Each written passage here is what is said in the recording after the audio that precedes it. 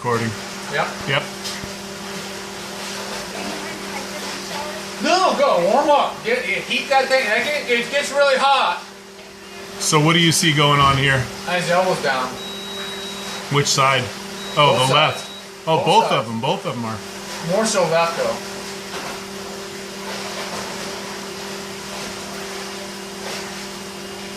I like to see more exaggerated profile on that internal. See, he's not internally rotating that humerus as much as that. I like to see it. So meaning this, right? So if you internally rotate, you're gonna get that elbow high as you come through, right? So he's kind of keeping it here. It's not internally rotating enough to get that elbow as high as you need to get it. So he's getting out of position here. We'll get a better shot from the side, okay? Okay. Probably kind of hard to hold it when they're not used to the machine too. You know? Right.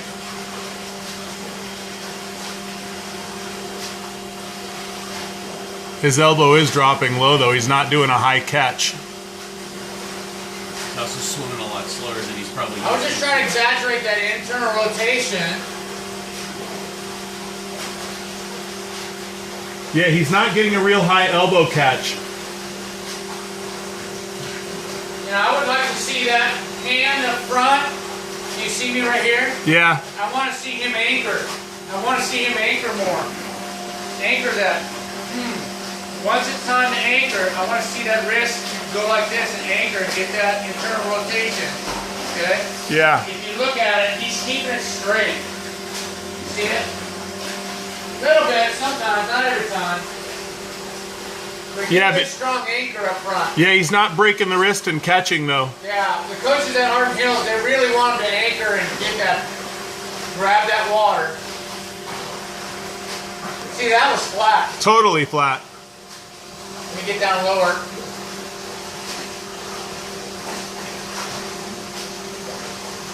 I'll come back here, get a better angle.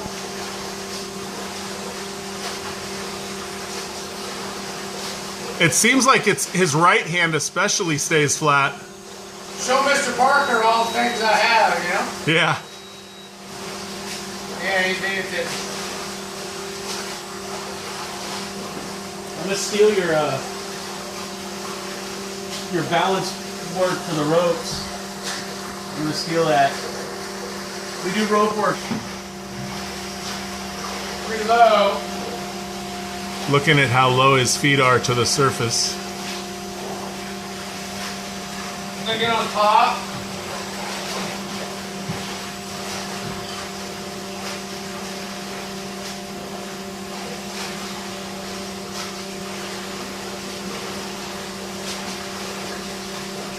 How much of that though is because he doesn't have speed going? I'll turn it up. I'm gonna turn it up a bit.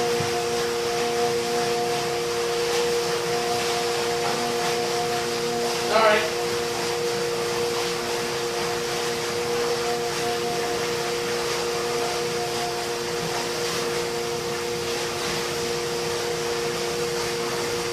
He's still flat on that right.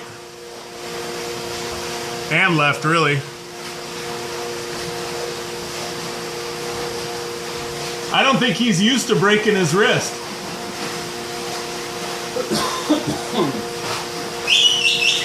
Okay, stop. What's happening and kind of figure out what's going on. I think you are. I think we can get you to get a little bit more earlier vertical forearm catch. Yeah. So let's look at that real fast. But still, look how low. Yeah. Yeah. Okay, come up front. I mean, I think it's a minor tweak up front. So let's look at it. So here's you on top. Do you want to pause this? You want me to pause that? Okay, you there? You better. And this will be good for you. So it's compare and contrast. So let's look at how his elbow. So when he finishes, you won't see his elbow cock back. You see the energy went directly forward with his elbow. Did you guys all see that? And that's good. We didn't see it cock back behind. The hand should drag. He has kind of more of a lateral swing coming about. that's probably more of a sprinter. You're a sprinter? Yeah. Yeah, you know, a lot of times sprinters will have a swing instead of... Jeff Float's kind of played with him on doing a windmill stroke versus doing that stroke, and we haven't kind of nailed. Yeah. And you know, it's like for me, for a distance swimmer, I would prefer that elbow come through, the hand stay very low, and it's just more efficient. Yeah. But you know, you'll have over the top, coming over the top, and then some people swing wide. I'm real with wide swings. You will get some twist, and if you look here, you got a little bit of a twist in your hip right there. Can you see that? Yeah, I do. So you're breaking that line in your spine, and so that can be a problem too. So we got to really watch out for that. If you get too much lateral swing, if it's not affecting your line, then you leave it alone. You know, if you're comfortable with that. Yeah. But if you're starting to get a break in your hips, then you have to make some modifications. Yeah. And would that just be like bringing the swing in a little bit, or? Well, yeah, I'd say instead of coming out so far, you try to keep that hand a little closer to your body line, or you might experiment like you go back up to the windmill and see about that. But let's look up front now. Here we go. So here we are up front.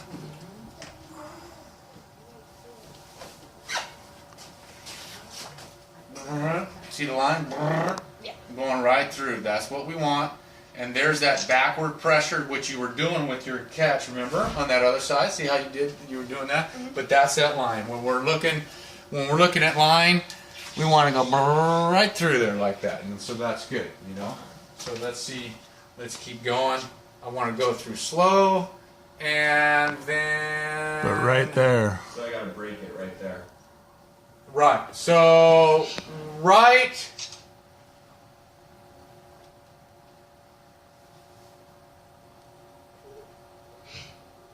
Right.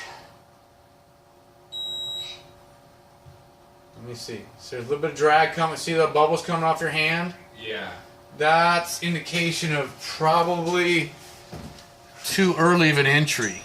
So now you have to push water forward and you create drag. Okay. Which is the nice thing about the overhand stroke is that you're really slapping down at full extension. Over front, yeah. Or the front, yeah. So that's to me. See, it's easy for me. That's a red flag. Bubbles are a red flag. So I see where the entry was. It was very close to your head. Yeah. But that doesn't, bless you, that doesn't mean that's every time, you know, because we have many different strokes that you're taking. Okay, so let's keep going through. And then now we have drag being created as you push forward with that arm. You see it? All this All right the here. bubbles. That needs to. Huh? That should be straighter, shouldn't it? That should be straight, and your humerus is and your elbow is down. Yeah. We don't want that at all, not at all. Okay. This part right here. Yeah. So now, like we talk about drag, you have made this very big right here, where it's not sneaking up on water if the elbow's down here and the hand's up here. You have this, and this is more surface area. That needs to be straight line right there. Yeah. Okay. Again, that's one stroke among many, so we might have just caught that one. Now, I don't like this at all. Oh, look at all that. That's way too early of downward movement. You just press straight down on water, dropped your hips. And it's corresponding with your breath, which is what I was telling you. I see your stroke slowing when you breathe. So remember how we talking about we gotta wait. He went down. He's down. That is not ready. You're for that. pushing water completely this direction Yeah, instead of this way. So that deflection pushes your buoys up and drops your hips down. Yeah. So you're fighting against yourself. You've made yourself very big. That's the Mack truck that we talked about earlier. We don't want to be big like that. If you're pushing water down this way, then that's going to make your upper body go up and your hips come down. And that's Did I what not you see. say that just now? Did I just say that? Mack truck. Mack truck. There you go. All right, let's keep going. So the trick is to do your 100 free with no breath. All right. Okay, let's watch. So elbow, humerus has not internally rotated yet. I'd like to see more of it. I didn't see it really. Okay. Kind of an early entry. that humerus is not rotating. He's starting to bend the wrist on that one. Starting to bend the wrist, yeah.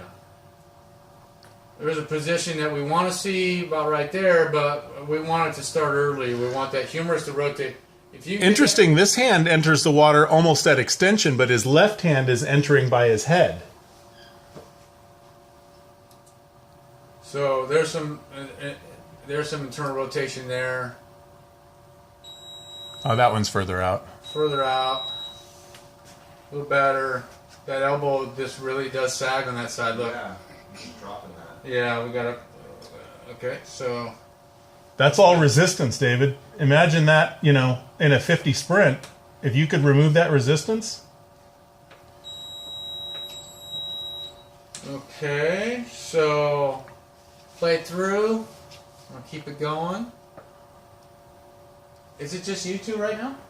Now you are.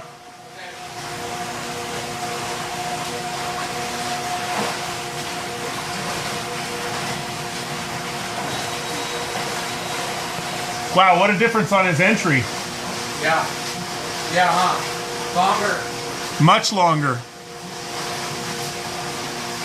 He's still dropping that right elbow, though. I get it.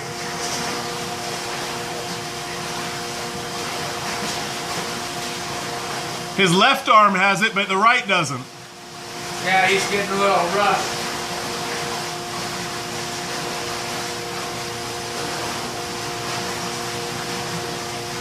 Look at how low that right arm dips before it bends.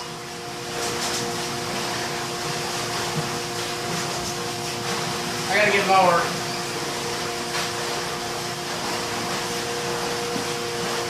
Oh, that was better. Okay, let's go ahead and take them off.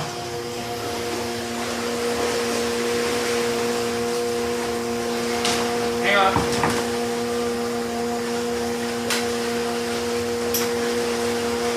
Paddles on. And now with the paddles, I want you to get that grab and internally rotate, okay? Yep. There we go. I'm still recording, I think.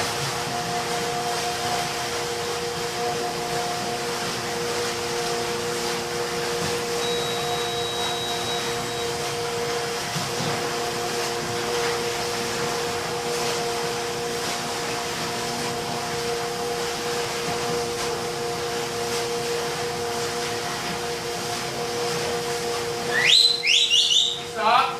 Paddles on the wall. Hit the button. Stop the current. Okay. Go to the back of the pool. We're going to do the same thing. I need your hips to come up. I need your hip to come up and your feet to come up. So put your goggles on. Put your goggles on. Okay. You're going to hands in your hip. You're going to lean into the water, and I want you to just kick slowly. Keep pressure on chin and chest. But I want slight tension in your lower back as you're doing that, okay? Okay. Let's go ahead and do that. Go. Just like across the pool. You're just going to be kicking in place. Yeah, you're not really going to be going anywhere. Okay? Go. No, you got to have your head down. Wow. I'll put a little current on, so I think that was a problem before. We didn't have a little bit of current being. Well, you don't need much. You just want a little bit backward. So do you want my body like this, or do you want it to be like on top of the water? I want you like this. So your hands are right here. You're in the stirrups or your thighs. You're going to just lean into the water, chin and chest, slight tension in your lower back, and you're kicking. So I don't want your head up. I want you looking straight down the ball of the pool, but pressure here. Okay. Pressure here, okay? Yep, here we go. Go. See his head's up. Your head's up. Your head's up. Get your head down.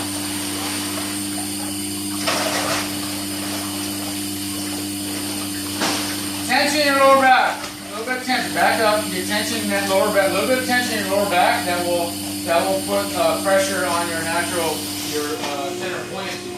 Okay. A little bit of arch in your lower back. See that? Okay. You see that, Dad? Yep. Brought his feet up. Thank you. Thank you for coming. You know, hydrodynamics trumps power all day long. Yeah. So the more hydrodynamic you are, the faster you're going to go through the pool. And you don't have to have as much power as the next guy if you're more hydrodynamic. Yeah. Okay, so that's pretty critical. So, you know, we see a few things that are making you get bigger in the water, and we want to try to Yeah, just more efficient. more efficient. Yeah. All right. So we played around with a couple different things. Let's have you swim just a regular swim, but pick up the current. Yeah. Now you can, when you come to the surface of the water, you know, right when to breathe. Yeah. You feel it. You have that feel for the water. So sometimes we got to go back to the basics, the beginning, to feel that. Feel where that center of buoyancy is by doing some kick drills with your hands at your side, kicking across the other end of the pool. Here's a great one. If I'm looking at the bottom of the pool, I see the tiles, right?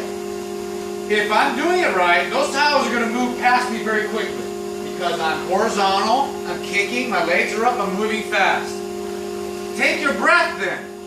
Take that breath, put yourself back into position. You'll see that those tiles will stall. And then they'll start moving again real fast. What happens is you lost that center of buoyancy, and then you get back, and then